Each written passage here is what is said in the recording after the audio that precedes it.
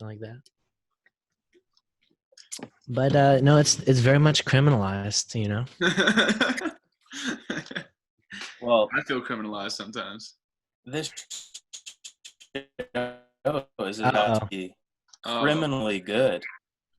You guys all froze. Did we Your hear the cool Wi-Fi thing I is said? really bad. I don't think it's mine. I think it's Austin's. No, Hunter, I got from you. I got. Yeah, Well, you froze too, so I think it's your fault. No, it was Hunter's. I think I was just holding still. But yeah, y'all ready for this? Oh yeah. Pamplemousse. Pamplemousse is gross, dude. Why would you buy that? It's like Smarties, the drink. I get that and the hibiscus. Well, I wish I would have brought my LaCroix in, but I opted for an AHA tonight. Aha! I'm actually drinking a White Claw right now. Yeah, we know. Speaking of the voice of Waluigi, did you guys see that Nintendo is releasing the Mario 3D All-Stars? Yes, Jake. It looks fucking awesome. I already pre-ordered it. Not really. It doesn't have Super Mario Galaxy 2, and Super Mario 64 isn't that good of a game. But it'll be better with better controls. Yeah, Jake, fuck what you're talking about, dude. Just it's a good game, dude. I think Sunshine is the only real bright spot in there. Well. And even that one is a very poorly designed game. But speaking of very poorly designed things, are you guys ready to hop into episode 20 of Bro Football Focus? Sure.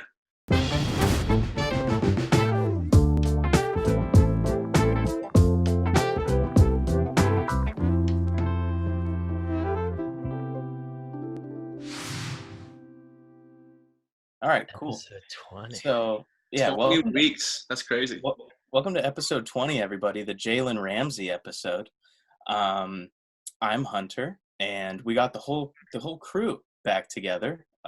Jake is back this week. I forgot. I was like, what did you even mean by that? But we were not here last week. Yeah, you weren't here for us, Jake. Yep. Austin's here. Climbing a mountain. I am here. Jake, you want to tell everybody where you were last week? All of our fans, we got a bunch of stuff in the mailbox about you being gone. Yeah, I was with good friend Bob and girlfriend Ashley. And we climbed a mountain. So that was pretty sweet. So we almost got to the top, but it was too perilous. Jake, I don't mean to put you in the hot seat here, but who do you think is a better friend, Bob or Ashley? Bob is a better friend to me by far, for sure. Wow. Yeah. Wow. I hope Ashley doesn't see this. I think she wouldn't be surprised. And also, she did say, because I was talking about the podcast, and she was like, I actually laugh at those.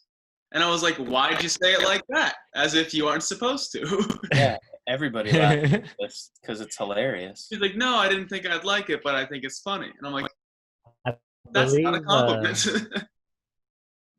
I believe Ashley was one of the few people in the comments asking where you were last week, Jake. Oh, wow.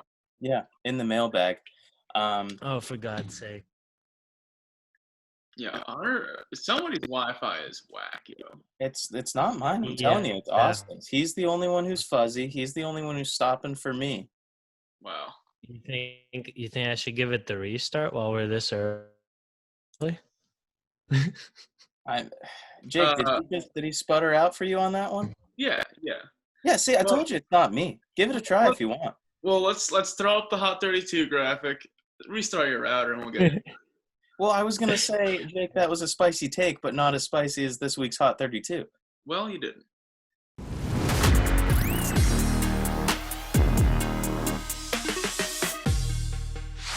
Out in the desert in Arizona, the Cardinals squeaked out a narrow victory against the division rival 49ers 24-20.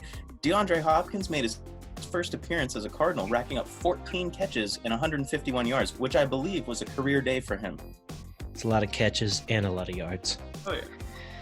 In Atlanta, the Falcons cornerbacks were abused by the Seahawks in a 38-25 loss.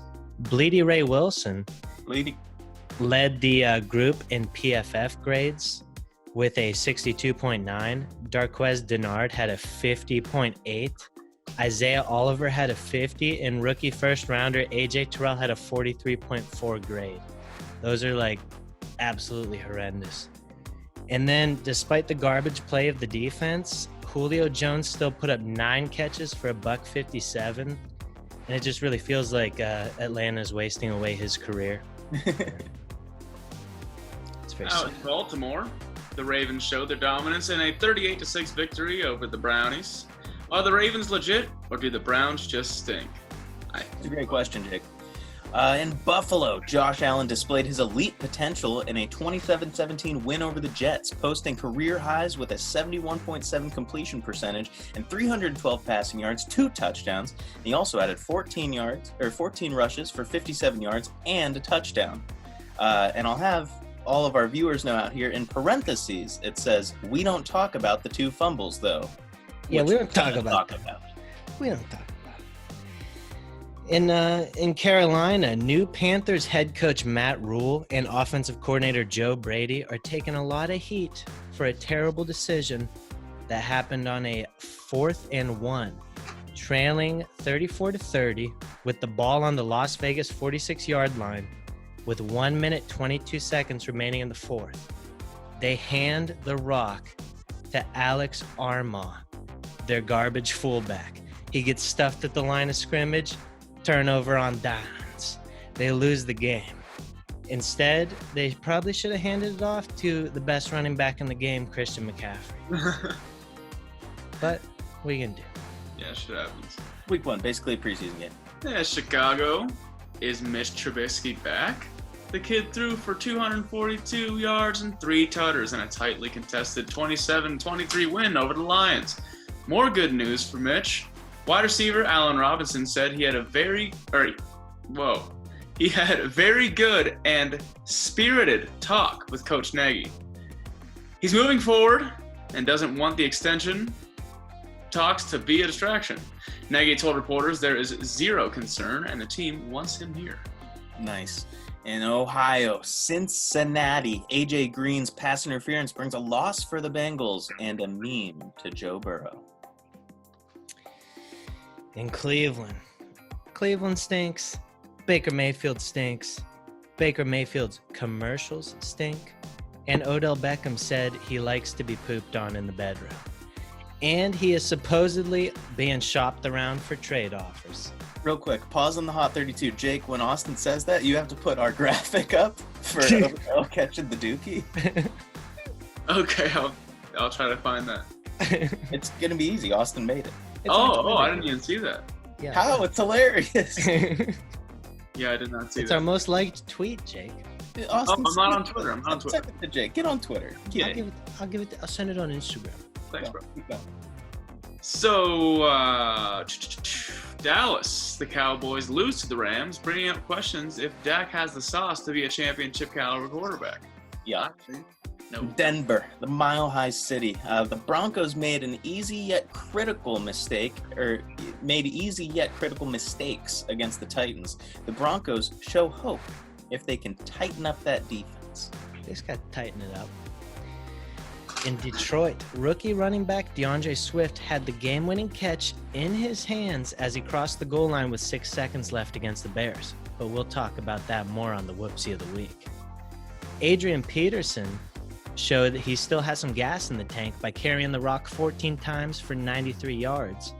And as of today, Kenny Golladay has missed 3 straight practices with a hamstring injury. Not looking good for my fantasy team. Them darn hamstrings. In Green Bay, the Packers pick up necessary win against the Vikings as Aaron Rodgers looks like he may still have some juice left in him. The juicy juice. Down in Houston, running back David Johnson could be on a comeback tour after racking up 77 yards and a touchdown against the Chiefs last Thursday. But will he prove to be more valuable than DeAndre Hopkins? Probs not. And in Indianapolis, apparently the Colts are dookie. Big Philly Rivers couldn't get the job done. Marlon Mack is out for the season with an Achilles injury. And did the Colts lose on purpose to ruin the Jags' tanking season? That We'll is find out quite more a later. conspiracy. Speaking of the Jags, Gardner Minshew shows that tanking isn't in his blood or in his hair follicles. That's a good one. In Kansas City, the Chiefs win against the Texans in a very entertaining first game of the season. The LA Chargers. The Bolts standout DB Casey Hayward was named AFC Defensive Player of the Week after helping limit first overall pick Joe Burrow to a measly $193 and 0 tutties. Tyrod Taylor had a Tyrod Taylor game, throwing 16 of 30 for 208 yards and 0 touchdowns. Is this Justin Herbert time already? Wow. The LA Rams. The Rams look good after a 2017 win against the Cowboys. But do they look great? It says, but don't look great. That's why I shook my head. No, I wanted to add a little spice to it. But it doesn't say, do they look great? I What's understand. going on there with the Raiders, huh?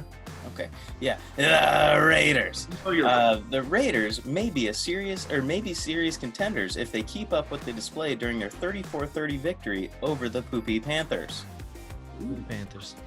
In Miami, Brian Flores couldn't pull off the dub against former mentor Bill Belichick in Week 1, losing 11-21.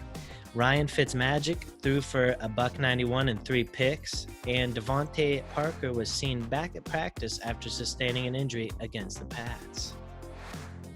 Wow. In Minnesota, the Vikings lose a crucial game to prove that Kirk Cousins is a championship quarterback. Alas, they still have some proving to do. Yeah. In New England, the Patriots look good with Cam Newton, but could suffer due to a younger, weaker defense with star players opting out. In New Orleans, the Saints established themselves as the powerhouse of the NFC South. The defense looked amazing. Alvin Kamara looked healthy. Mike Thomas banged up his high ankle sprain week to week, and is expected to miss this upcoming Monday Night Football game against the Raiders. The New York Giants take an L while trying to piece together a team surrounding Saquon Barkley. Yeah, that was an ugly one. Still, we'll keep it in New Jersey, but they call it New York. The New York Jets. The Jets get the work from the Bills in a 17-27 loss, reassuring Jets fans that low expectations will ease the pain of a 2020 season. Hope Casey's doing all right. In Philly, the Eagles' offensive line is in absolute shambles right now. They gave up 8 sacks in the loss to the Washington football team, and Carson Wentz was out there running around for his life. In Pittsburgh, Big Ben is back? ? James Conner gets injured. Benny Snell steps up and runs for 113 yards and 19 carries. The Hosses looked good, but got banged up, with right tackle Zach Banner having a season-ending knee surgery, and Mike Tomlin said, "I don't know," when asked about the status of Dave DeCastro and Stefan Wisniewski. Stefan Wisniewski, he played water polo with CT in college. Oh, Is that true? Yeah. Penn State. Huh. In San Francisco, after a loss to the Cardinals and later putting Richard Sherman on IR for a possible 3 weeks. Well, it's not a possible 3 weeks because when you go on IR, you have to be there for at least 3 weeks. It's a minimum. The 49ers anything could happen. may be feeling the Rams' effect this season. I don't know. Yeah, of going to a Super Bowl, losing, and then being bad. Oh, And okay. being a little stink. Cool, Yeah. cool. Yep. In Seattle, the Seahawks show serious promise after beating the Falcons, making it hard to leave Seattle out of Super Bowl conversations. In Tampa Bay, Tom Brady leaves a bit to desire, while Gronk is virtually non-existent. It's a decoy. Where was Gronk at? Tennessee, the Titans win against the Broncos, but it was ugly. Ugly kicks, ugly catches, ugly players. And this isn't on there, but I'm going to say ugly uniforms. They look like a bunch of Hellman's mayonnaise containers. Yeah, Stephen Gostkowski may be on the block there. In Washington, the football team was up. The football team up in the Washington rallied from 17 down just before the half to win 27-17 against the division rival Eagles. Don't know what was going on there at the beginning. But yeah, Eagles line's beat up. Washington has, 4 first-round picks on the line. They were just eating it up. I wish my Eagles one stayed in there. What was your Eagles, man? I was rifling these off like fucking wildfire. And for Philadelphia, it was like the Eagles lose to who gives a fuck. They fucking suck. It was bad, dude. Jake was just throwing them in there. I came in, I switched like half of them up. Thanks. But I did not do any research. I was just bam, bam, bam, bam, bam off memory. Austin, we can start with you. Any of these shooting out? What do you want to talk about? Well, I'm going to go ahead and talk about the Saints because they looked absolutely dominant. I think Sean Payton, I don't know if you guys know this about him, but he's a little bit of a dick. And he likes to be number one, and he likes to really rub it in people's faces. He probably felt real good about showing up Tommy B on national spotlight. Oh, I'm sure. Also, the defense was real good. Marshawn Lattimore locked down Mike Evans. Cam Jordan, mustachioed madman, running around, getting sacks, hitting people.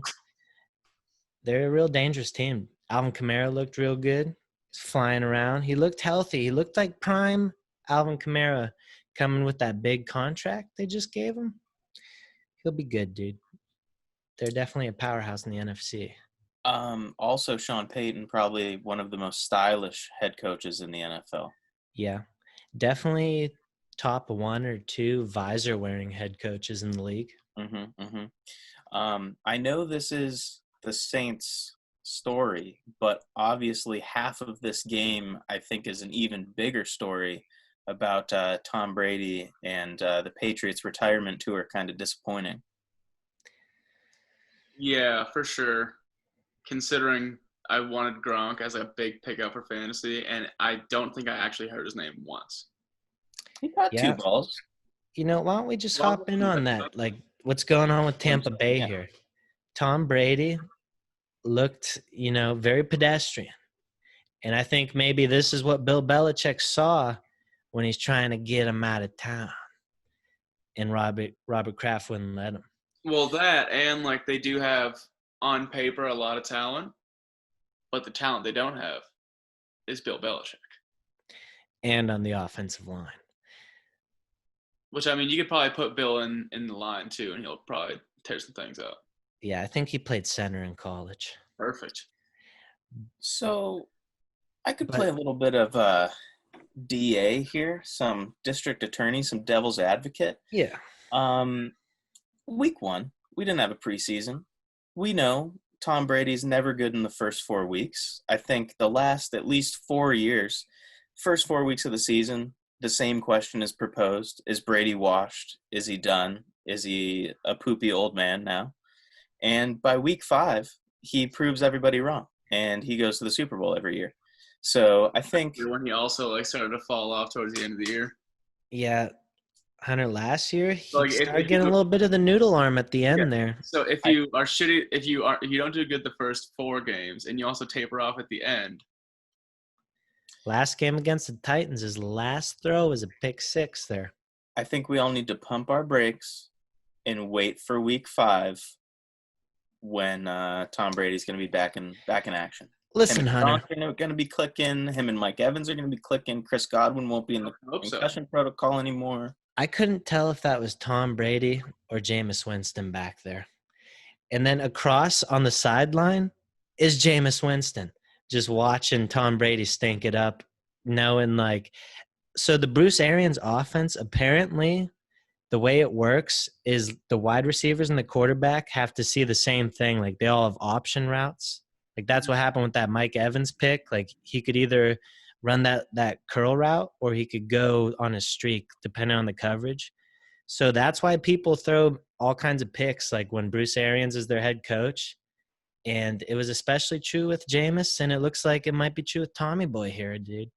And he just needs to settle into the system. Tom Brady's closing in on Matt Schaub's record of consecutive games with pick 6s.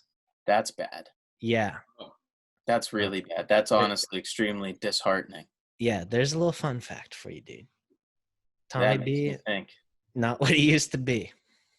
No, clearly. And I don't think I've been fucked harder by anyone than Mike Evans did in fantasy because he got like 1 point. Well, I thought you just said Gronk fucked you. Not as hard because he got like 3 points. Yeah, Gronk. Like, what if these guys were just a product of that Patriots system, man, and they're not that good? Yeah. But we'll see. By week 8, they'll be a whole different team. They'll be on the same page. Hunter's That's right. what I'm saying. I'd like to revisit this conversation around, no preseason, so we'll give them till week 6.5 or 7. I was thinking about this coming up this episode, and I think every week I just want to give very hard stance polarizing picks, Oh yeah, Jake, what happened to your quick picks idea? Oh shit. Yeah, I completely forgot. Well, can we do it after the 32? Yeah. Is it a thing that's like formulated that you can pull off?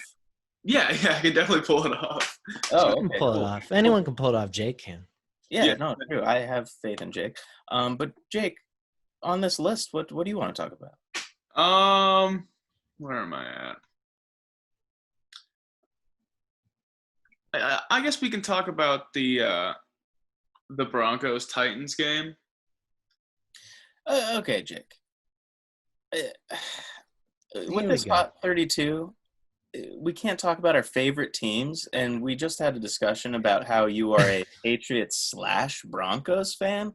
So I don't know if that's an so now I'm limited to 2. Okay. So Jake, if you just declare every team your favorite, then you can just pick whatever you want. Good. I'm talking about shit. You wouldn't be able to be a part of the Hot 32.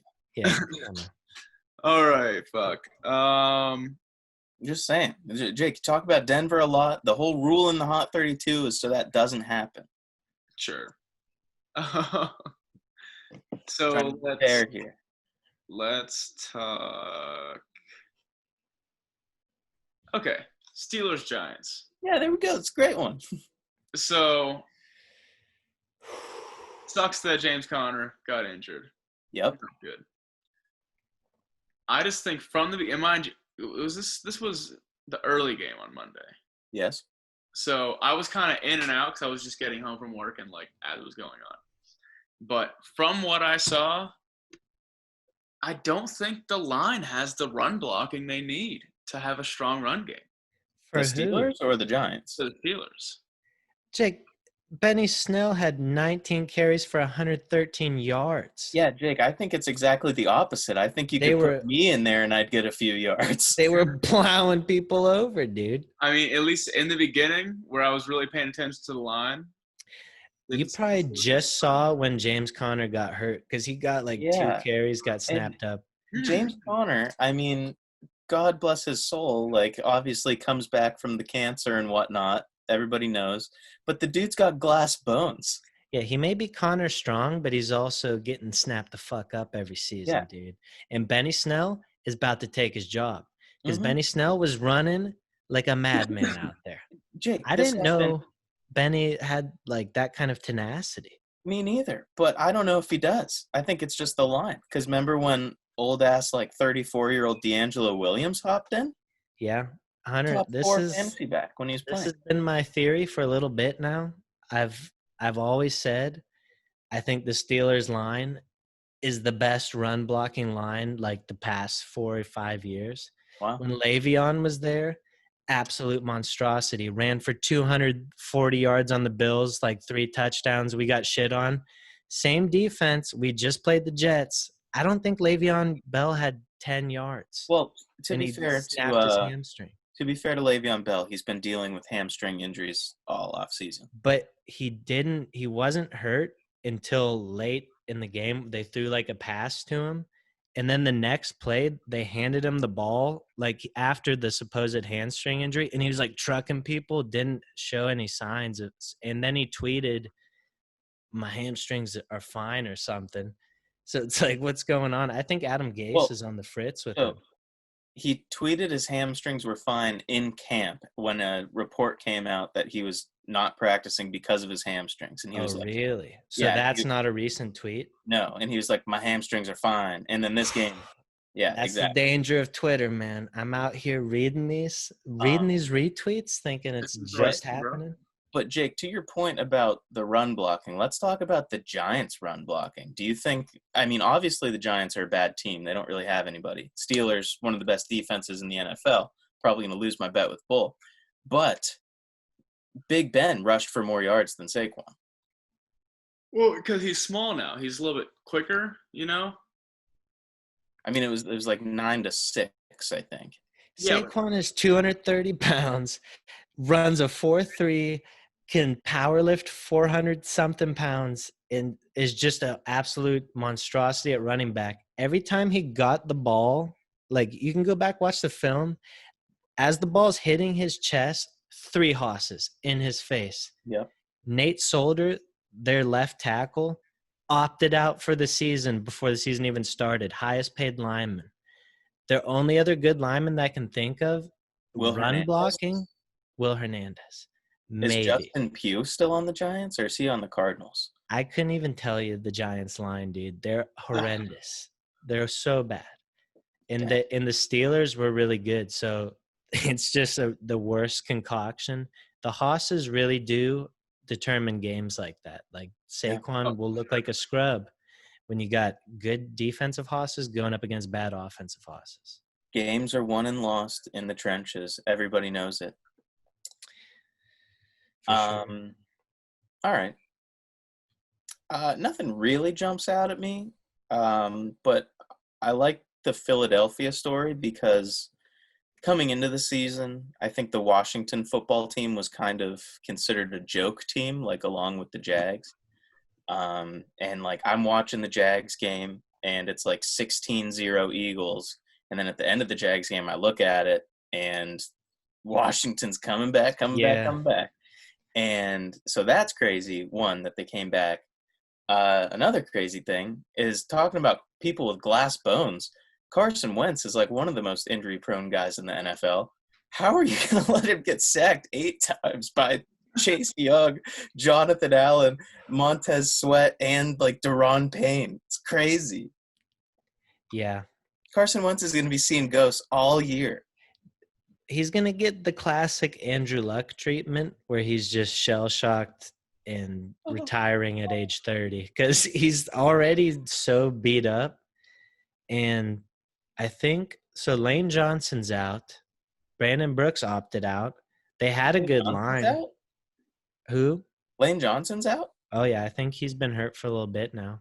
Oh, and they got Jason Peters playing guard, right? Jason Peters was a free agent till like a month or 2 ago. They signed him as a guard, and then their other tackle was playing like shit. So they're like, all right, you got to go back to tackle. So he wasn't training at all. Then he started training for guard, and then he had to go back to tackle. But he's been a tackle for his whole life. So, well, not his whole life. But he's like 40. Yeah, he's old. And he can't keep up with like these like Chase Young. I saw Chase Young beat him just on speed. Like, it was not a good matchup. And I love Jason Peters, dude. Yeah. I think when Reuben Foster gets cleared to play, if he gets cleared to play this year, I think the Washington football team kind of has a cool defense. I think they do too. They 4 first-round picks on the D line. Yeah, basically an Alabama-led D tackle squad, Jonathan Allen and Daron. Yeah, and then Chase Young, obviously crazy good, and Montez Sweat. He might not put up numbers, but as we know from Madden, he's a physical freak. Yeah. You know, at the combine, he ran, what was his 40, like 4.6? I don't know. He's got a 90 speed in Madden, which is crazy for a D line. Yeah, it blows my mind when you have the fucking lineman running like sub, like 5'8". And he's like 4'8". He's like 6'6". Jake, if you think you say 5'8" would blow your mind? No, he said 4'8". I meant to say 4'8". I corrected myself. The microphone might not have picked it up. Montez Sweat's 40 time. Jake, what's your 40? Is it in the 5s? Right now? Is it in the 6s? It's probably like a 5'3". You think? Probably. I think it might be a little slower than that. Because in high school, I ran like a 5.1. Well, you think you're almost as fast as you in high For school, real. dude? Bro, I'm probably like a 5.5. I don't know. But Montez Sweat ran a 4.41. Yeah, no, he could beat me in a race. He could No probably shit. Tell him how big Montez is, dude. All right, Jake. Montez Sweat, he ran a 4.41, and this man is he's 6'6" and 262 pounds. Biggest freak. Arguably the biggest freak in the NFL. Yeah, you think Rick thinks Bud Dupree is a physical freak? Check out Montez Sweat. But I'm excited. So that was the 32. And you can't not root for the football team because they got Riverboat Ron. Mm-hmm. He's coming. He's got the cancer. Strong. That's all we got. Halftime. I don't want to say the C word. Oh yeah, he's got the C word, dude. And he's at halftime. He's getting the IV in the arm, and they rally back. Yeah. Yeah, and I mean they've just faced so much adversity in this off season.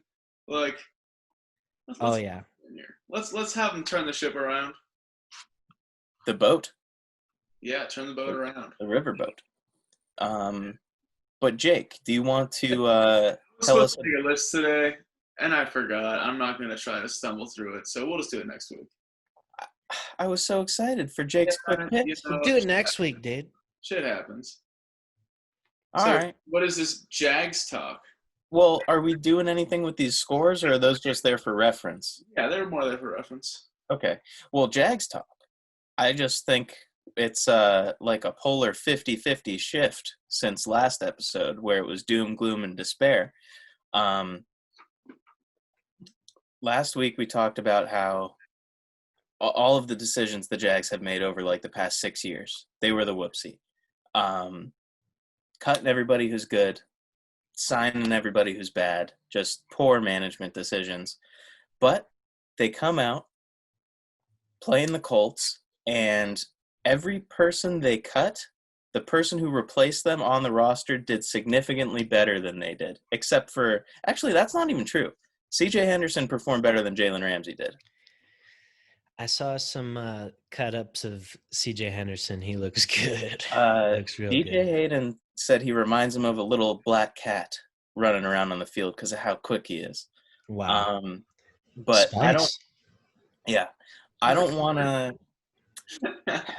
blow it out of proportion or anything. Yeah. I'm a realist. I don't think the Jags are going to be a good football team, but I think they got rid of the guys who weren't fitting the vibe, and the dudes who are there now are kind of clicking together. They're on the same page, and I think it's a real team down in Duval right now, and they're trying to do it for each other, which is how you win games. C.J. Henderson looked good. Undrafted rookie running back James Robinson, who they cut Leonard Fournette because he was better than, looked like a mix of Barry Sanders and Emmitt Smith. Gardner, of course, blowing it up. Laviska, very strong. He almost got tackled. Well, didn't even almost get tackled, but stood up the cornerback and just blew him away. And then Caleb Chason, only negative spot that I saw because he kind of looked like he was getting tossed around a bit, but can't do much about that. He's tiny. Now, do you think you're ready to say if Gardner Minshew is good or bad? Because you previously said you're not ready. I think that Gardner Minshew is a competitor. No. Is he good or is Hunter, week 1, just raw gut feel. Yeah, week 1, is Gardner Minshew good? No. Is Gardner Minshew the guy? That's a question. Are they going to not pick Trevor Lawrence because of Gardner Minshew? I don't know. I like Gardner Minshew, and I'm afraid that I just said that because Hunter, let it out, dude. It might all tumble down. What I will say, Lamar Jackson gets AFC Offensive Player of the Week, and he just had 3 touchdowns, like 83% completion. Gardner Minshew, on the other hand, 18 for 19, 95% completion, 3 tutters. Where's the love? So you're saying he's better than Lamar Jackson? No, I think he played a better game than Lamar Jackson, completion percentage-wise. And touchdown-wise. No, I think they both threw 3. Oh, no, 3 touchdowns? Yeah. But also, quick note, what I will say about the Jags just not getting shined upon, I think Gardner Minshew won the Pepsi Rookie of the Week 7 times last year. I don't think any other rookie won it more than twice, and he was not voted Rookie of the Year, which I think is ridiculous. Who was Rookie of the Year? If it was Coca-Cola Player of the Week, that's different. But it's Pepsi. It is Pepsi. But I could see Gardner throwing down a Pepsi. It's okay, so I looked up 2019 Offensive Rookie of the Year, and Google is telling me it is Kyle Murray. I think they mean Kyler Murray. Kyler Murray. Oh, I could see that. It's got to go to a quarterback. Gardner's a quarterback, and he won it. He won the award 7 times. Yeah. Nobody won it more than twice. But I think it's the fact that he was the number 1 overall pick, dude. I think if you looked at the stats, Gardner had better stats than Kyler last year, and that's not debatable. Yeah. I mean, I'm not going to argue with it.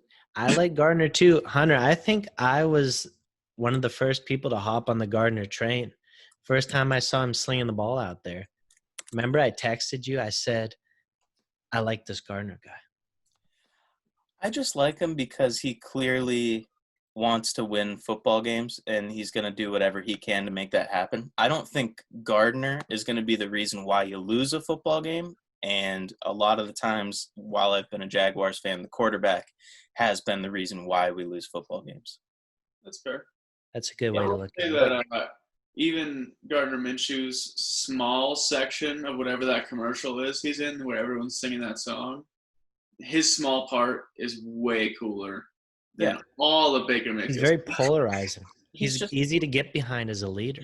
He's a cool dude. He's got like the perfect blend of like he's funny, he's carefree. He's also kind of got like a dirty, scummy underbelly side, I want to say. And it's just like the perfect Florida quarterback. He just fits in with the fan base. I think he's the perfect QB for Jacksonville, dude. Like, I really hope they don't get Trevor. He's a gunslinger, too. He's like a Wild West gunslinger, dude. No fear. Goes out there, throws it around. Hunter, over or under 7 wins for the Jaguars on the season? Over.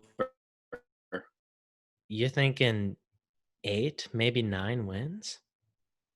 Maybe. They won 6 last year, and Gardner only started, I think, 7 of them. Wow, they might win the division. I don't know about that. We got the Titans next week, and I think they're going to lose, although I did put money on them because the line was pretty good. Jags rematch on Steelers playoffs? That'd be cool, but this year I definitely think the Steelers would win, no question, because their defense is pretty good. Yeah, they look like a team to beat.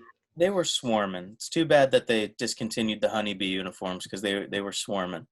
But last thing I want to say about the Jags, since I've been a fan, while watching Jags games, it's pretty consistent to have just multiple 3-and-outs a lot.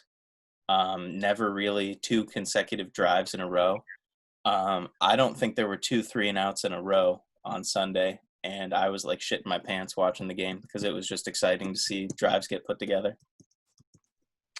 So, Hunter, you had a good time watching them?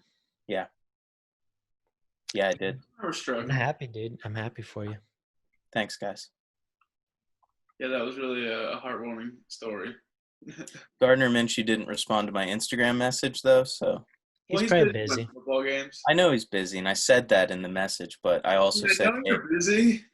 I said, you won the fucking sickest stash bracket. How about you, like, thank us? We'll send him a T-shirt. You ungrateful bitch. Why don't you say thanks? So, got the numbers. Oh. I have to unblock. I will say, in the frat league, Bob fucking dicked on me. Like, he really just disrespected me. Jake, I would prefer it if we only talked about leagues that all 3 of us were in. Active customer cares LG's brand new. Oh, Hunter, you're gonna get us demonetized, dude. I know you're gonna get the copyright claims put on. Listen, I don't even know where this is coming from. Fucking loans or something. Hunter downloaded a gosh darn virus in the middle of the cast. Okay, we got it. We got it. Okay. But yeah, Jake, we literally did like a live draft on this show, so let's only talk about that one. Well, I won my game in this league. Good. Yeah. Literally, I don't want to talk about the frat league at all because that league is hot garbage, dude. I think we got 16 people or maybe 14 people in there, and it's just saturated. All right, guys, so here's the stats. Last year, Gardner Minshew, completion percentage, 60.6. Kyler Murray, 64.4. Yards, Gardner Minshew, 3,271. Kyler, 3,722. But keep in mind, Kyler Murray played all 16 games. Gardner Minshew only played like 8. Touchdowns, Gardner had 21. Kyler had 20. Interceptions, here's where it gets interesting. Gardner had 6. Kyler Murray had 12. QB rating, Gardner 91.2. Kyler 87.4. What's their PFF ratings, though? I don't know. Yeah, no, he probably got robbed, dude. But That's what are you gonna do? Yeah, shoulda, coulda, woulda. But I'm done with the Jags talk. You want me to hop in on the Bills? If you want to. Oh yeah, It's our show. We can talk about whatever we want. All right, dude. The Bills opening You game. like what you saw besides the fumbles? Oh, I was happy. I was a happy man, dude. Josh Allen was running around like a madman. He was distributing the ball equally all around.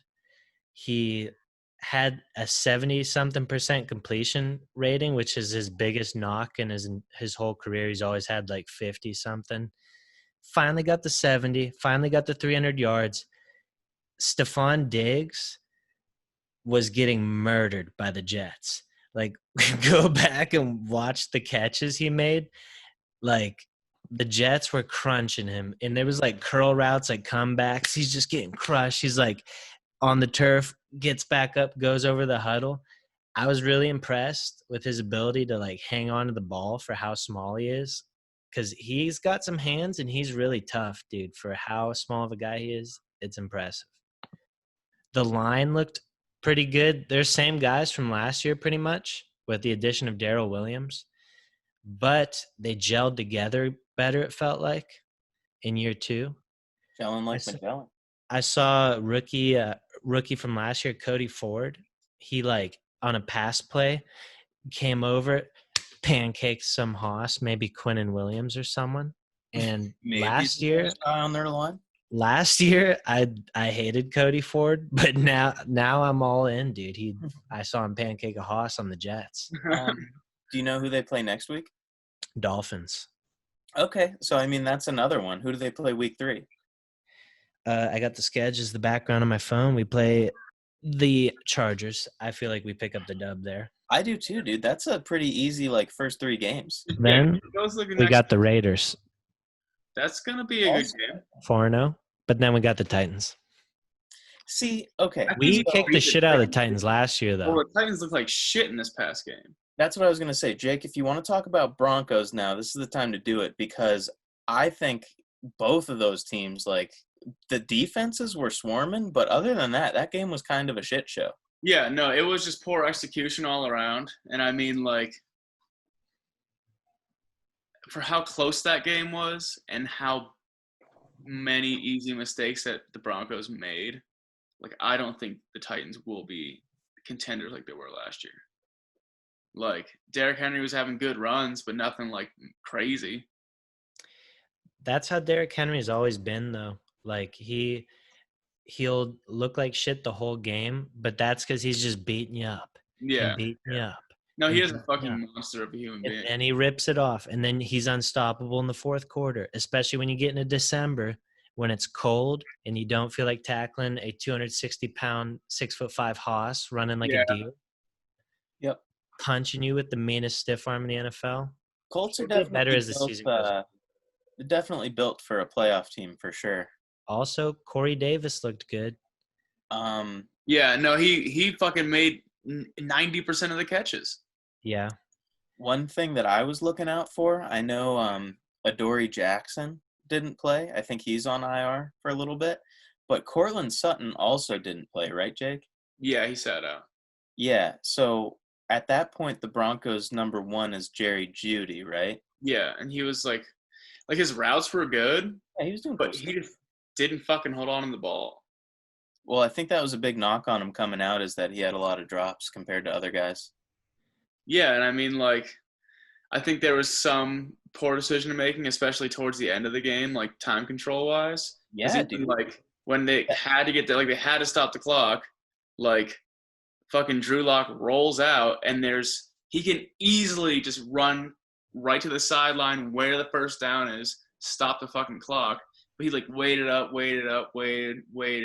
and then just threw it away. And it's like, you So, could have just got the first fucking down, stopped the fucking clock, and then you'd have a first down. Like, so even before that, who's the Broncos head coach, Vic Fangio? Yeah.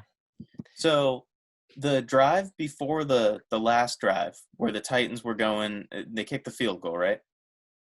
you're talking the Broncos drive or The Titans drive yes. where they took the lead. So each team had 3 field goals, and there was like 2 minutes left, and Vic Fangio just didn't call anything. Well, And oh, you mean timeouts? yeah, what did I say? He said field goals. Field goals. Oh, yeah, timeouts. Sorry. But if he would have called a few, like that last drive, Yeah. they got to like the 50. I think if they had, 45 seconds and a timeout or something left, like Drew Lock could have gotten into field goal range. Yeah. Vic Fangio still has those 2 timeouts right now. True. Could have used them up. Didn't do it. Yeah. He said that's on him, by the way. He came out and said it eventually. Well, that's good.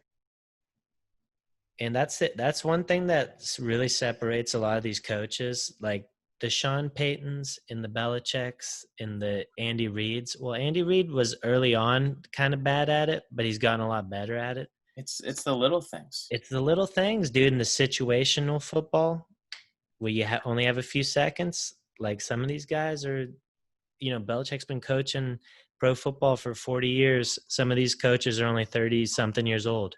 Yeah. So that crazy dude, it's just the math in his brain works differently than like Vic Fangio, who I think is a young guy too. I would love the story of, 40 years ago, fresh Bill Belichick in the league, stops by the local hospital, grabs a little newborn baby, says, I'm going to fucking kick your ass in 2020. And little do you know, that's fucking Vic Fangio. Yeah. Do the Patriots play the Broncos this year? Because that would be a cool storyline. I have no clue. I think they do. The Bills play the Broncos, so the Patriots might play them. Yeah, I think they do. Oh, back to the Bills, though. I didn't finish up on the deep. Sorry. All right, so yeah, Josh Allen, great game. Zach Moss appeared to be the number 1 running back in that game, but we couldn't run the ball at all. The Jets have an old school defense that hits really hard and are good run stoppers. Yeah, you got Big Q on the defense. Who was that Neville guy I was telling you about? Neville something. He's the middle linebacker. I'll find his name later, but he was an absolute hoss, dude. He was destroying people. Neville Hewitt? Neville Hewitt. He's jacked. He looks good, dude. But on the defense, I feel like our secondary really shut things down. Like Sam Darnold couldn't do anything. The score didn't even indicate like how bad we destroyed them, dude. They couldn't run the ball at all. The line was looking good. Epineza didn't play, so I didn't get to see him. But Matt Milano had like a nice jumping up Moss pick, but then he hurt his knee. But I'm real happy about the defense. I didn't hear Trey White's name all night though, so but it's probably a good thing, he's a corner. He's shutting them down. That is a good thing. I feel like if you're getting talked about, if you're not like an offensive skill position, you're probably fucking up. Yeah, for sure. Yeah. I'm thinking we win this division this year, dude. It's definitely actually I'll say it's probable, honestly. Yeah. Cuz like looking at how the Patriots played and then how the Bills played, I think the Patriots need to have a more clearly their defense isn't as good, but I think they have to have a bigger running threat from their running backs. Like I feel like they had more success rushing when Cam would rush. Like granted they got the yards when they needed the yards, but and obviously, receivers I thought were doing fine. Like they did good. I thought they did fine. Cam did good, but I wasn't like, oh fuck, they are going to the Super Bowl. Like that wasn't in the conversation. I think Bills and Patriots, we got to see them play like a team with a winning record from last year, and that'll tell a lot more than this week did. Because right now, we both just beat up the other bad guys in the division. That's what I'm saying, and we all know that the Jets and the Dolphins are basement dwellers. Yeah. No, it's really fun to watch. The Dolphins beat the Patriots a good amount of time, and the Jets beat the Bills a good amount of time. Just like they build their teams to beat each other. Yeah, that's just how they do it. All right. Well, next week will be super interesting. But do you guys want to talk about your games in our fantasy league real quick? Yeah, we can do it quickly. I got mine up, so I'll go real quick. I played Casey, friend of the show, guest on the show. His name is the average auto draft Joe's because he was auto drafted because he was asleep. And my team is Mr. Ludwig's Diddlers because one of our high school teachers just got busted for diddling. So thought that was funny. But I thought early on I was in trouble because Casey had Devontae Adams and he was obviously going off. And then he still had Michael Thomas to play. But as we all know, Michael Thomas got injured, which helped me out. I would never hope for an injury, but helped my team out. And just everybody on my team besides Cam Akers, and that's pretty much it. Everybody besides Cam Akers performed well. What was your point total?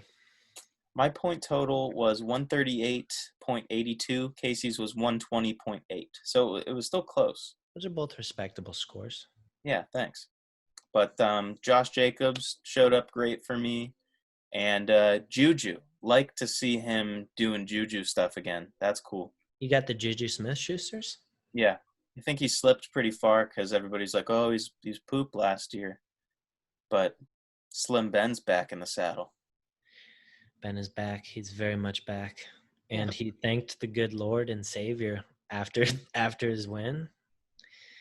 Even though the good Lord wasn't there for him in the first half when he was getting absolutely slaughtered. Mm-hmm. By the way, breaking news, Big Ben did say that he felt like he was in a car accident. He felt like the first day he was in a train accident. Then today he felt like he was in a car accident. And he said tomorrow he hopes it's just a bike accident. Nice. Yeah. Not good. Austin or Jake, do you guys want to talk about your I got games? mine up. I had said some false things earlier. Mike Evans did not fuck me as hard as Gronk, but everybody did shitty. Mike Evans caught a touchdown, didn't he? But But I was just upset because the whole time I'm trailing because all my players were later on. But my team is the Wayfair Cabinet Kids, and I have a picture of a small child in what looks to be a hamper. And so I won my game. Who'd you play? What's their team name? Oh yeah. I played Joe, who I want to say won last year. Yeah, he did. And his team is Season 2, Rot Queen, and looks like his picture is what seems to be Bella Delphine with tape on her nipples. I just have the. So I'm gonna have to look at this. I won 116.24 to 115.58. Wow, a real ball puncher. Well, it came down. His last player that he had to rely on to beat me was Titans wide receiver A.J. Brown. And thank God not many passes were thrown to him. But he had 3 or 4 catches maybe. I don't really know where it is. but the very end, right before the Titans, and mind you, it is at, this is what, 0.6 something maybe? Points left to go. If he gets literally any kind of touch on the ball, he will Game's win. over. Yeah. Yeah, I don't know. Corner of the end zone, throw to A.J. Brown for the touchdown, drops the fucking ball, so they kick a field goal, and I barely fucking won. Oh, Barely won. Jake, I was in a similar situation in my work league. The guy had A.J. Brown the whole game. I was like, talk about leagues, not all three of us were in, dude. I'm just telling you a similar Hunter, situation. how about you shut the fuck up? Oh, Dude, now you get Hunter, you're gonna get us. Is that your dad's work league calling you? No, it's actually the weatherman, John Stalen. Oh, We're buddies. okay. He's like, hey, Hunter, just want to let you know there's a cold front coming in from the west, so you might want to close the windows tonight. No, he's a cool dude. But, yeah, so my players did we can get him on. really shitty. I had Kerryon Johnson as one of my running backs. I dropped him. Raheem Mostert was my other running back. He only got 10 points. Patrick Mahomes did less points than Cam Newton. Did he? Is that true? No, league. But he didn't do as good as I wanted to. And yeah, I had DeAndre Hopkins too. But yeah, could have done way better. How many points did DeAndre get? What do you have? 14 catches, 15 catches? DeAndre Hopkins had 29.1 points. That's pretty good, dude. Patrick Mahomes had 20.44, and Cam Newton had 25.7, which upsets me. Because I also have him. On my team, Aaron Rodgers got 30.7 points. Damn. Chris Carson got 24.6, but both of them were on my bench. Yeah. Instead, I started Drew Brees, 14 points. That fucking sucks. Clyde Edwards-Helaire, who Hunter was hating on, said was going to be a big old bust. 19.8 points, might be the rookie of the year. First game of the season. It's like a preseason game. Nobody's tackling good. Easy there, Hunter. Todd Gurley-Meister, 13 points. If I would have put in Chris Carson, would have had a much better game. Julio, out there playing by himself, 24.7 points, $157 in the air. Scary Terry, 11 points. Noah Fant, getting loose, 19 points. That guy is so fast for how large he is. He's just he's doing really good. And he's very agile. Madden too. He's very good on Madden. He's always one of my franchise guys. Keenan Allen's 7 points. Yeah. I might bench him, dude. Tyrod Taylor can't get the ball to anybody. You could bench him, toss Chris in your flex. Chris right in the flex, dude. Next week, Chris in the flex. Defense. Flex and watch him flex. Had the Chargers against the Bengals, so 12 points. Nice. And my kicker, Bills rookie, Tyler Bass. First kick, missed it. Second kick, missed it. Oh. But he did redeem himself and hit 2 field goals and 3 extra points, so he got 7 points. But his first field goal that he missed, upon further analysis by the replay and the announcers, he actually might have made it, dude. It went right over the upright, and you just can't challenge that. You can't kick it too high, you know?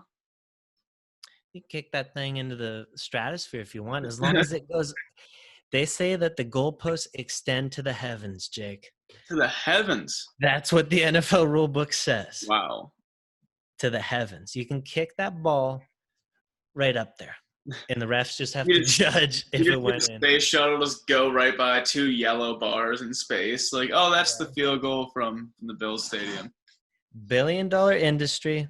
I think they should put little fucking lasers on the goalpost, and if the ball trips it, that's 3 points. Yeah, but what about, like, planes? I don't think shooting lasers into the sky is too safe. You're right. Hunter would just fly a drone over, get the Jags 3 points, They'd be like, oh, the Some good ball half never laser, went. point them in a little bit. So actually, I just did a drone training on Saturday, and I found out you can transport stuff with your drone, but you can't do it while you're in a moving vehicle. Huh. Okay. Thanks Yeah. for Kind that. of law. Yeah, no problem. Oh, but I won my game 129.5 to 116.24 against Matt Sperry, or is it Tyler Sperry? Matt Sperry, the boat shoes. Yeah, the boat shoes. But I am the only person in the Western Division to get a win, so my team has promptly been renamed to Kings of the West, Nice. and we sit alone at the top. What was your how many points you get again? 129.5. But Okay. keep in mind, I got that 30 piece and that 25 piece on the bench. Yeah. So that'll be in next week. Well, you can't chase those points, so we'll see what happens. But Yeah, I'm a point chaser. Yeah, Mike Evans scored 7 points, and I had a 21-point Sammy Watkins on the bench. And here's my thing. Granted, I should have known. But don't call it a bench if you can't put him in mid-game. That's not a bench. Yeah, That's just not a bench. come on, Jake. But this is fantasy knowledge that you just are supposed to Well, know. and yeah, and I know now. I get it now. But I just think it's lazy programming in the system, you know? Or just name it something else, not just the bench. Yeah. no, I get what you're saying. I kind of But agree. Jake, pro tip with Mike Evans, I had him last year in one of my leagues. You bench him every other week. He's gonna have go look at his stats last year. Shit game, 50 points. Shit game, 30 points. Shit game, 25 points. He's I just out there. hope to not get on the off weeks. Yeah. He's Tell hot and he's me what cold, dude. He's yes and he's no. You know? You got to pull him out every other week. That's a pro tip right there. Put him in next week, though. All right, Hunter, you want to get to this whoopsies? I do. I was going to say, Jake, would you consider ESPN Fantasy Football calling the bench a whoopsie? Yeah, and that's just being dumb. Okay. I think that's being lazy. Okay. And assuming that people are too dumb to understand what locker room would be. Wow. Yeah. So I don't know if he was dumb and lazy, but DeAndre Swift is the culprit of our whoopsie of the week this week.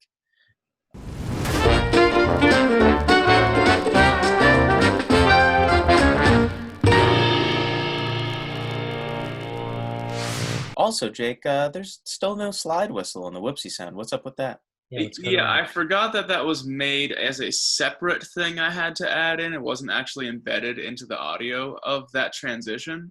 And yeah, I realized that, like, because we did put it in. It was in like 2 weeks or 3 weeks. And then, like, I must have erased it. And then I just forgot. So you think we can get that fixed? I'll get the team on it. C, please.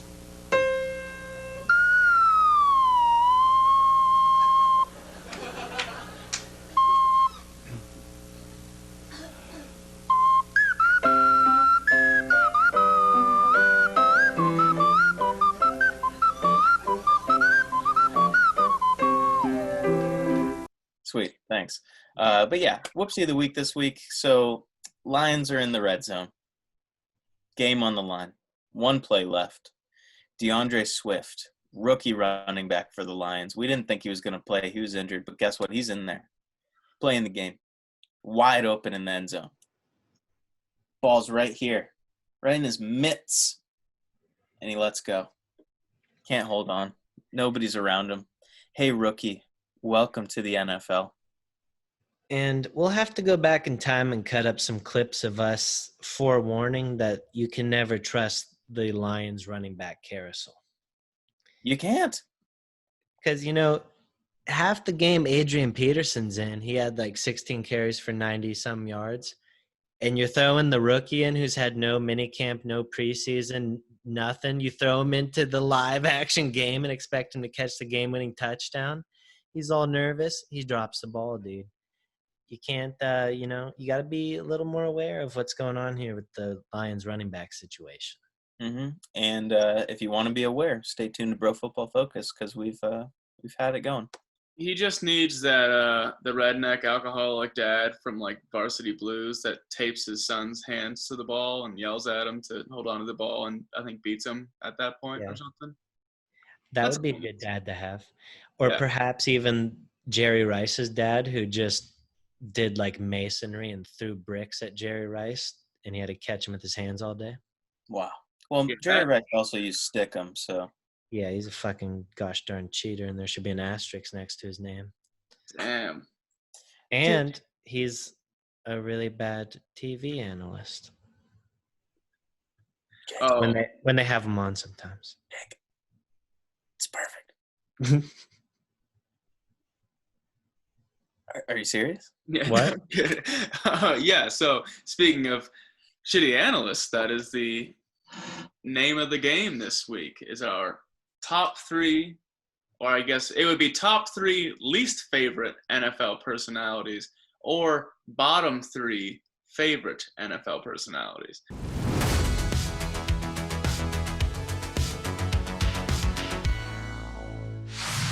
And I will preface, my list is dumb because I'm just started getting into football about a year and a half ago. I don't watch TV. So they're shallow. All right. Well, But yeah, let's get into it. I will go last. Hunter, I believe you are first on the All right. episode rundown. All right, cool. So I'm super excited about this list because there's a lot of dudes in NFL media that just suck. And I hope we all have different ones so we can air out all our grievances. But my number three, he's been in the NFL circuit for a while now. You guys will know him if you're into fantasy football. I really dislike this guy. It's Matthew Berry. Matthew Berry is just this bald ass motherfucker which I shouldn't even say, because if I ever lost my hair, I don't know how much longer I'd be on this earth. Oh my God. It's the only thing I like about myself. But wow. If Matthew Berry, he sucks. He comes in, he sits in a studio, he has the best job of all time, and he can just make stuff up. He can say whatever he wants because it's fantasy football. And it's like, it's better than being a weatherman, because like at least they have Doppler radar. They can still get shit wrong. Matthew Berry's just like, yeah, I think this guy's gonna have a good game. Don't put this guy on your roster. Blah blah blah blah blah. And then people do exactly what he says, and then they're like, yeah, Matthew Berry, you told me to do this and it didn't work. And he's like, yeah, it doesn't have to work because it was a prediction. Matthew Berry sucks. Yeah. Number 3. Who is that wide receiver on the Titans a couple years ago that was supposed to be really good? Matthew Berry was hyping him up, and then he was trash.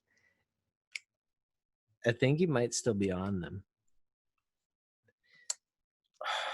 I can't remember his name, but Matthew Berry was like, this guy, I've been watching him in camp. I know what you're talking about. He really runs routes like Antonio Brown. And I'm like, ooh, scooped him up in fantasy, put him on my bench for like half the season. He was just pure trash. Quick side note, antithesis to that, Field Yates, great at what he does. Yeah. Well, I'm glad that you chose Matthew Berry because I purposely left him off my list because I knew you'd choose him. Yeah, I don't like Matthew Berry. All right. Is it my turn here? Yep. Yeah. All right. So my number 3 is Phil Simms. Yeah, Phil Simms sucks, dude. I hate Phil Simms, dude. I can't watch Phil Simms. And I love football, dude. I can listen to like the worst takes. Like Colin Cowherd, he says something bad, like I think it's funny. Skip Bayless says something bad, I think it's hilarious. Phil Simms is just not exciting at all. He's just very boring, and I can't watch anything he does. I don't know what it is. Just don't like Phil Simms. That's legit. Yeah. That's well thought out. And mine is not. So my number 3, and I had to look this guy's name up, but anytime I see him in some type of YouTube suggested video and he starts talking, I just can't trust him. And that is Scott Van Pelt. Scott Van Pelt. He's too bald and his glasses are fucking whack. And when I look at him, I just say, I can't trust this guy. That's a strange one, Jake. I used to not like Scott Van Pelt, but then like once you listen to him, he's not bad. I can't get past it. Jake's just off-put by his baldness and his too edge. uniform. It's all too uniformed. It's very smooth and it's very shiny. Yeah, if he was like an old guy where it's like wrinkly here and kind of different up here, the skin is different. The skin is the same. It's all tanned. He looks weird. That's why his last name's Pelt. There you go. But yes, Scott Van Pelt, I guess we're beefing with him now. We'll see where that gets us. All right, Hunter, give us your number 2. All right, I'm also in the middle of trying to figure out this Colts wide receiver because it's bothering me. I'm thinking of a Titans wide receiver. Oh, well, that helps me out. And it's like on the tip of my tongue. But, okay, number 2, Austin. I think you'll be familiar with this one, too. I don't know if he's on NFL Network or ESPN, but on those shows, they'll usually split it up half and half. They'll have analysts who are just journalists who are fans of the sport, and then they'll have some guys who played the sport, and they'll mix it up. This is a guy who played the sport, and anytime he comes up and talks, they always pop up his little stat box, and it's like, ooh, this guy won the Super Bowl with the Saints, blah, blah, blah, blah, blah, blah, blah. Fucking fullback Merrill Hodge, dude. Merrill Hodge. Merrill Hodge sucks so bad. He's just like an old classic football guy, and all of his takes are bad, and I can guarantee you he's not, like, about dudes kneeling for the anthem and stuff. Just... His takes are bad. I don't like Merrill Hodge. That's one I didn't think of, dude. I often, I don't like Merrill Hodge either, dude. He's just not good for TV. But that's a good one, dude. I didn't think of him. Hate Merrill Hodge. Yeah, put these in the doc wall before we forget. Okay. So my number 2, also a Super Bowl champion. Also formerly on the NFL Network, also a fullback, and also was accused of sexual harassment and thus fired from NFL Network. Mine is Heath Evans. I fucking hated Heath Evans, dude. I was so happy when he got out of there. Our twos are real similar, dude. Yeah, just there's something about fullbacks, dude. They get in there and they're just fucking... they're just a little too aggressive to be commentating on NFL Network. They think they're more important than they are. They think they're such hosses. I remember one time Heath Evans just brought a bench press to NFL Network and just cranked out like 50 reps on the bench, was just showing off and sexually harassing the ladies in the back. It's no bueno.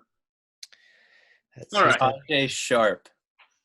Oh yeah, I've figured it out, but you were talking. I didn't want to interrupt you. Oh, you should have interrupted. Yeah, Tajay, dude. Matthew Berry told me Tajay Sharp was the next Antonio Brown. He probably did. And I dropped someone decent, picked him up. He was trash. And Jake, I would really like it. I know we're probably going to find the pictures for our own, but if these pictures could just make them look like dummies somehow. Okay. So for my number 2, and this is because prior to this list, I mistook this person for somebody else, which then made me feel dumb. Interesting. And so he made my number 2. And that is Troy Aikman, because I thought he was Shooter McGavin from Happy Gilmore. Interesting. I mean, I can kind of see it, I guess. But I haven't seen that in a very long while. I'm like, oh, that's Shooter McGavin. And then I looked it up. I'm like, oh, it's definitely not Shooter McGavin from Happy Gilmore. And I was like, well, I feel fucking stupid. And then that made the list. So Jake, I'm gonna make you feel a little less bad right now. One time when I was little, my mom told me that Billy D. Williams sang the Ghostbusters theme song.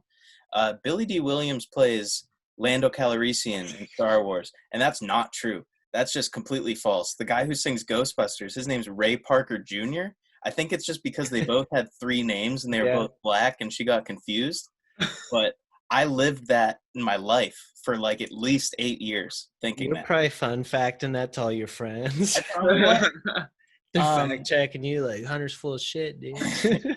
But so Jake, just to be clear, you don't like Troy Aikman because you thought he was Shooter McGavin and he's not. Yes. Okay. Because Troy Aikman's not that bad. Have you ever seen the comparisons of Troy Aikman to Jay-Z? No. Give it a quick Google, dude. Have you guys, I mean, Austin, I know you probably have, but Jake, have you seen the play where Troy Aikman says he's about to come and then he pulls out? Yeah. Oh, yeah. I think I watched that live. He's about to come and then he pulls out. All right, we'll get the graphic up, but just, can you guys see this? Oh, yeah, I'm looking at it right now. That's interesting. They're like the same person, dude. And they're both, they've never been seen in the same room as each other. So a lot of people say, I don't know, a lot of people say some stuff, but we don't get into. There's people saying things around these parts. They're both the same exact age. They're born on the same day, but you know. All right, so am I up? Yes. Yeah. Okay. So this should come as no surprise. If you know me, you know that I don't like one guy in NFL sports media. Because right now, I think if I stepped in, not only would I have better takes, would I do better research, I would be more funny, and I'd be more attractive. And I don't even think I'm that attractive of a person. And I would get to hang out with Kay Adams, who I think is incredible. Yeah. The number one, indisputable in my opinion, worst NFL personality is Peter fucking Schrager. Yo. Shregs, as they call him, is the worst. This dude, like, you ever just, there's a face and you just want to punch it? Peter Schrager is that guy. And it's not only his face, his takes are stupid, and I just feel like he's a nerd who probably got beat up by football players, so now he wants to talk about it for his job. I don't like Peter Schrager. Yes, this is one of the shows that of the few times that I watched it, like when we were living at Monica's uncle's place, they would always have just like the TV kind of rolling on whatever. And Good Morning Football was the one show that I always caught in the morning. And then the same thing I thought. I'm like, this dude is such a fucking nerd. And he's just like making these shitty ass jokes around the holidays and like gay little skits and stuff. Sorry, I shouldn't have said gay, but they were dumb. And it was just, to think that it was a football show, I'm like, what are we even doing here? And he's like, Good Morning Football is a good show. 3/4 of the show is good. Around Christmas time, though? Yeah, they always do little dumb skits to fill time, and they're horrible. Yeah. But I hate I to agree with you guys, because Peter Schrager, a.k.a. Schrags, gives a lot of positive takes on the Bills. But, yeah, I fucking hate Schrags, dude. He's such a nerd. He sucks so bad. He's not good. But, you know, he's just he makes everyone else look good, dude. You got that Wombat on the screen, and then you got Kay Adams over there. Wombat's a good way to describe him. You're going to be peeking at Kay Adams the whole time. So, you know, he's not bad. Just looking at these pictures make my blood boil, dude. Hunter's blood pressure gets up, dude, when he sees some. Hunter has a heart attack on screen. Hunter knows he could be up there with Kay Adams. I need some Lipitor, dude. No, in all seriousness, you guys know me. You can be honest with me. Do you think I would be better on Good Morning Football than Peter Schrager? I think you might have too much sauce for network. Hunter, yeah, I don't know if you're a network dude. I don't know if you could buy in like Schrags did. Oh, I could buy in. I could lick boots. I don't care, dude. Interesting. But, you know. You're number one there, Austin. My number one is this is just an absolute for me. Like, there's no one worse than this person in all of sports. And she's actually a mediator between two of arguably the best. But her name is Molly Qerim. And she is the mediator between Stephen A. Smith and Max Kellerman. And she is so annoying, dude. Like, she's always just screaming over them, like trying to chime in. And like, you go on the YouTube comments and everyone's like, Molly, shut the fuck up. Like, someone fire Molly. Like, there's like highlight videos like 20 minutes long of Molly just screaming and like trying to chime in with her points, just like, hey, wait. Like, you'll have like Ed Reed, like a Hall of Famer, making a speech about something he knows about because he played football for 20 years, leads the league in interceptions, all this shit. And then Molly's trying to chime in, dude. She pisses me off. And she's got the worst. Hot, though. She's not hot, dude. I don't know, dude. She's pretty hot. I mean, you know, I would. Oh, you know what? I'm sorry. That was Joy Taylor I was looking at. Yeah, Joy Taylor with the news. Oh, dude, she was our smoke show of the week and our only smoke show on our BFF Twitter account, which Jake doesn't even fucking look at. I mean, I'm not on Twitter, dude. Come on, Jake. If you're not retweeting, who's gonna retweet, dude? Can you guys look at the pic I just dropped in of Shregs? Yeah. Like, that's the quality of picture I need all these to be, fellas. But sucks. Jake, I'm gonna need you to cut up just like a 10-second clip of Molly talking, just so people can hear the screeching sound of her voice. Yeah, for sure. I don't like it, Max. Really? We're getting it right here. What is special about Flacco? One-time Super Bowl? Big arm. He's a big arm. Big arm. By the way, there also and is he's this, shown he can do it in the playoffs. and there's because of So is that. Keenum. This is And it's not as good as it used to be. People are playing into their 40s. well, one I'm guy. just saying. I'm just saying who are really the other options that are out there. But No, I would rather have Nick Foles than Joe Flacco. But we're saying No question. we're saying mid-round pick, Well, so and I what know is- they're not releasing the deals. Don't you think Nick Foles is going to go for more than Well, that? But you also have to Hold on, pay let me answer Flacco. He that. makes a lot of money. Flacco, you have to pay for stuff you're not going to get. No, Foles is going to demand more than Flacco. But the reports, and they still could be drafting Molly, a the quarterback. reports are. Flacco's not Peyton Manning. What is it? If you're a tough out, But and a lot you of the other always parts of your talk team about are Peyton winning. You talk about Peyton Manning all the time, that he was a shell of himself. He was. And this is a good defense. He was, and he didn't have an arm, but he still had a very quick CPU. but That's Flacco always what Flacco Peyton has an arm. No one said that he has a low football But he doesn't intelligence. read defenses the way Peyton Manning did. Because I That was pierces through all conversation and just ruins everything. But yeah, I hate Molly, dude. All right, Jake. all right. Yeah. This is my number one, who- and again, could be a good dude.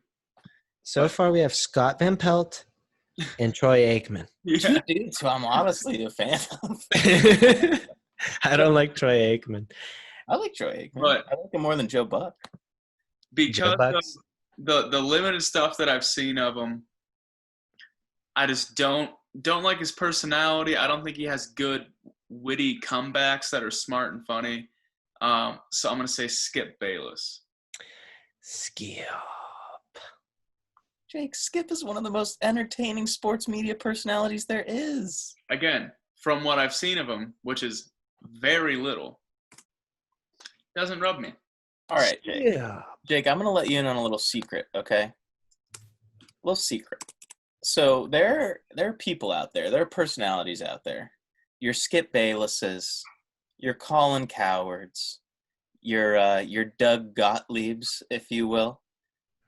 These guys just like throw shit out there. Like, they literally just toss shit. They're just monkeys tossing shit.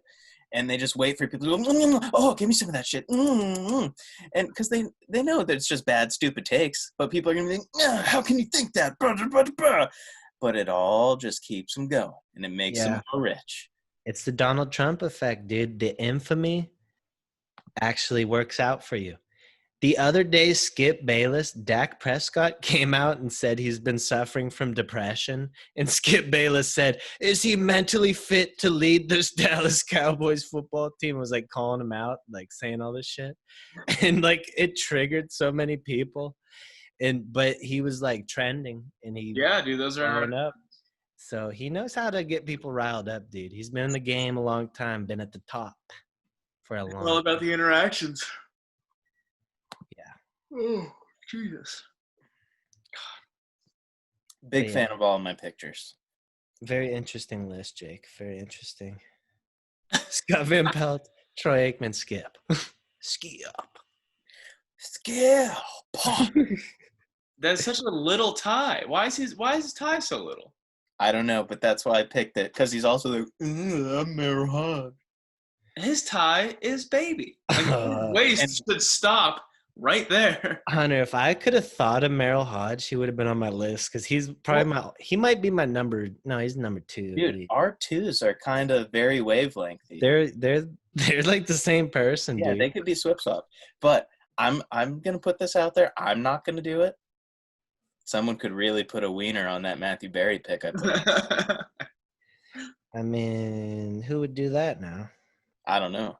But yeah, I mean, that's it. Oh, big news for the cast. No brackets during the season. We're talking about football. We don't need any of those time wasters. So yeah, sorry. and by the way, no, where are they now? At least for At the all? foreseeable future. That's our most popular segment. Maybe we'll bring it back. We'll bring it back eventually. But I mean, yeah, you got to get something to bring it back, Yeah. All right. Why talk about the past when we can move into the future? Yeah. Wow. That's a good way to end it. Yeah, so that was episode 20. Join us next week on Bro Football Focus for episode 21, the AJ Bouye episode. Follow us. AJ Bouye placed on injured reserve by the Broncos. Yeah, news to the very end. But follow us Twitter at Bro Football Focus with 1L. On Instagram, Bro Football Focus, how you would normally spell it. And YouTube, if you're here, you're already here. And we're glad you are. And if one of you happens to be Peter Schrager, we're sorry. I'm not sorry, dude. Show this to Kay Adams. Give him my tape. I'd love to come on the show. Kyle Brandt seems like a super cool dude to hang out with. Nate Burleson seems super cool. Kay Adams, I would do anything to do anything with her. Just hanging out. Wow. See, that's why you couldn't work there. No, because if we were in a working relationship, obviously I would respect that. Yeah, but you spent every day with her, and then she would want to marry you, and then you couldn't do that. But then that'd be okay. Then we could have our own show.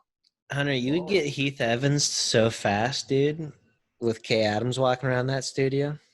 I would get. No, I'm not a harasser / a diddler. I would respect her boundaries, and I would say, you saw what NFL Network did to Darren Sharper. Darren Sharper did a lot of bad things. That would be you, Hunter. That'd be you, dude. We thought, put me in those boxes. We did the ends. Let's end it. See ya. Oh, fuck. Do the goodbye wave, everybody. Oh, yeah. All right.